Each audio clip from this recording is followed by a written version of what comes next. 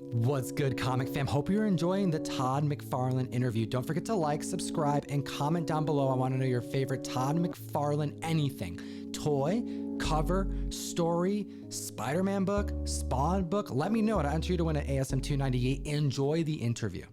You mentioned doing teasers and planning the reveal of that character. You mentioned Wolverine and Hulk 181 on the cover and making his first appearance on the inside. Some collectors think Venom's first appearance is in 299. You know, what's your opinion on whether a character appears should be considered a first full or not? Well, it's interesting, and I'm going to age myself a little bit because you seem like you're way younger than me. In the price guide books and in Wizard, as a matter of fact, if you even look at probably that one that you have behind you, at the beginning they used to put 298, 299, I forget which one it was, maybe it was both, where I did a couple panels of them. And they used to actually mark those as the first appearance. And then it was years later where they actually decided to edit that and change it that his first appearance, first full appearance, is issue 300. We're talking Venom.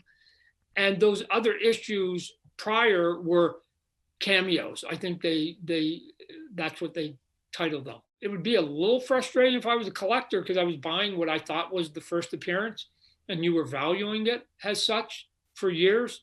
And then you decided to change it, right? And because I remember there was a time where, I was working at Image and I was like, wow, Spider-Man 300, why? Like, seems like that book keeps going up. And I understand that, it has something to do with my beginning of my career and it's an anniversary book, but that was true the whole time. So what was it that was given the extra kick? And then somebody said, oh, Todd, they've changed it. That's now considered Venom's first appearance. And I'm going, oh, okay. Well, that meant that now that makes sense. I guess it depends what price guide book you look at. CGC, I think, follows those norms. So if you have a label that says first appearance, you take it as gospel and that's it, right? So you can't fight the system sometimes. I was introduced to collecting comics at a really young age. I actually grew up in the back of a comic book store with my dad who ran one, when I was really little. Cool. In growing up, I got into collecting comics and I had told my dad I wanted to start buying key books and, as a teenager, whatever that means. And what he told me was, because he knew I liked Spider-Man and Venom, he said, oh, you got to start with the Trifecta. And I didn't know what that meant, but of course I would learn very quickly that it's that 298, 299, and 300. As collectors, we put this on a pedestal for good reason. And I'm curious, I know you've told the story a bunch, but could you walk me through a little bit of that transition through those issues and how you came on the scene, shook up the bullpen, and created one of the best anti-heroes ever? It's interesting because when you're doing it, you don't know you're shaking it up. This is a thing that's weird.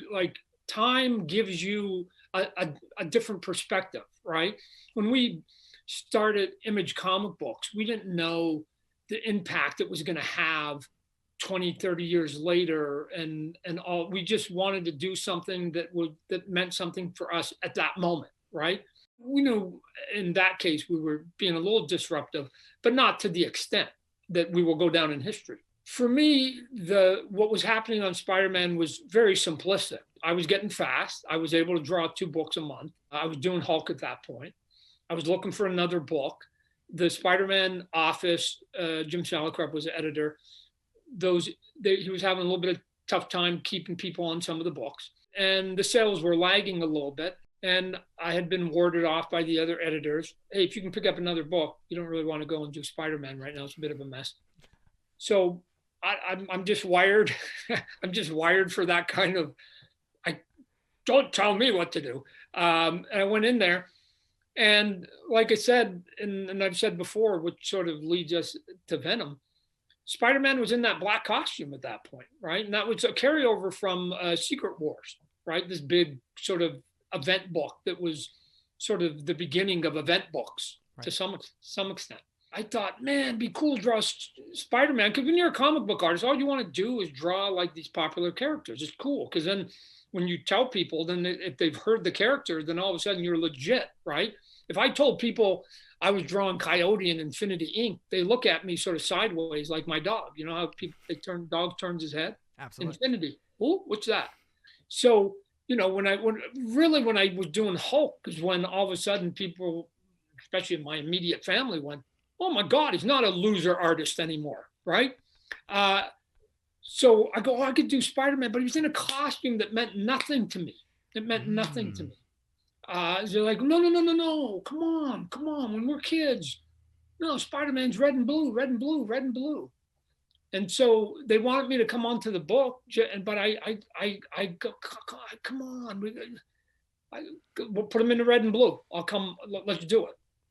So Jim Shooter was around at that time. Jim Shooter had something to do with Secret Wars. Jim Shooter had an affinity for the black costume and didn't want to just blow it off like I was. I wasn't paying attention to all that stuff. I was just being like, it's not cool, man. So I was simplistic. Come on. I was in my early 20s at that point. And the conversation was, what if we wait till issue 300? We'll make it a big story that he gets his costume back. And then, but we got to do something. Jim Shooter wants to keep the black costume around. Tom DeFalco was coming around at that point. David McFarlane was the writer. And from that came Venom, right? It's because it was like, okay, David comes up with a way to basically use the costume another way. They needed a visual. I created the visual.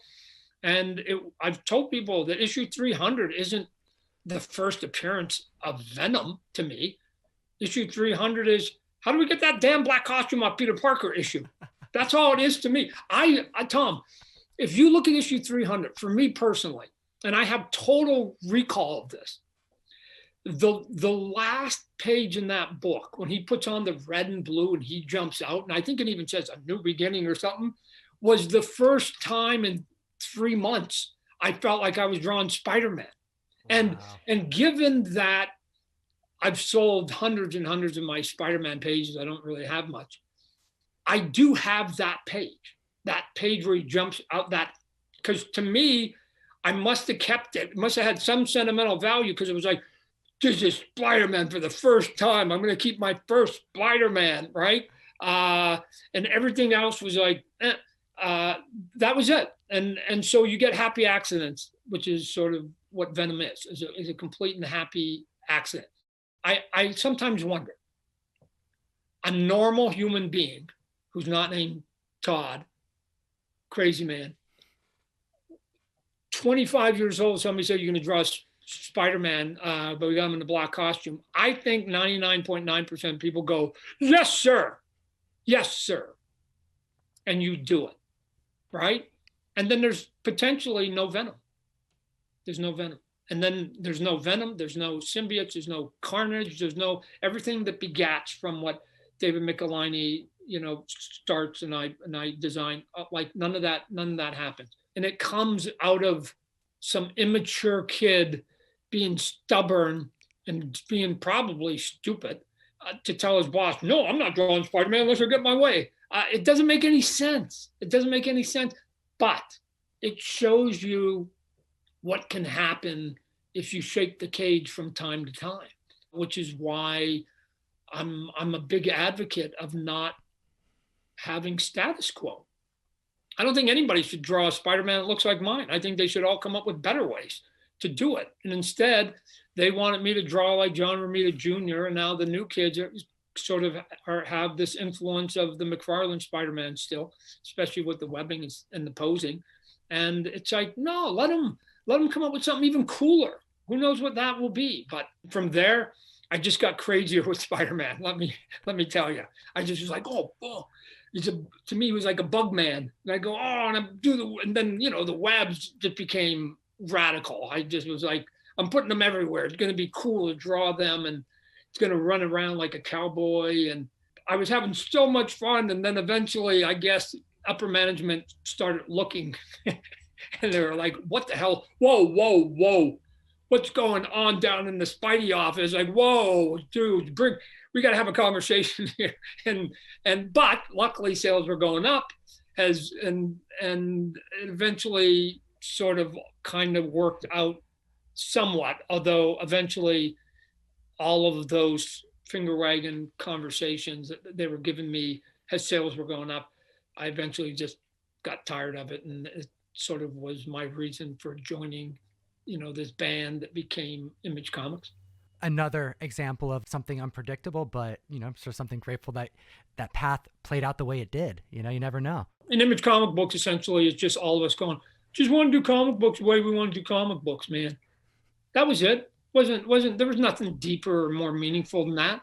We didn't say, hey, we're going to create a safe haven for creators and become this out. Like, no. It was just like, just want to do comic books the way we want to draw them. Like I'm getting tired of them making us redraw and refix and redo stuff. So that was it. And it turned into something, again, another happy accident. Yeah. Comic fam, hope you enjoyed part 4 of the Todd McFarlane interview. And I want to remind you, you only have 3 days left to hit the link in the description and join the March mystery mail call, or go to ComicTom101.com to support the show.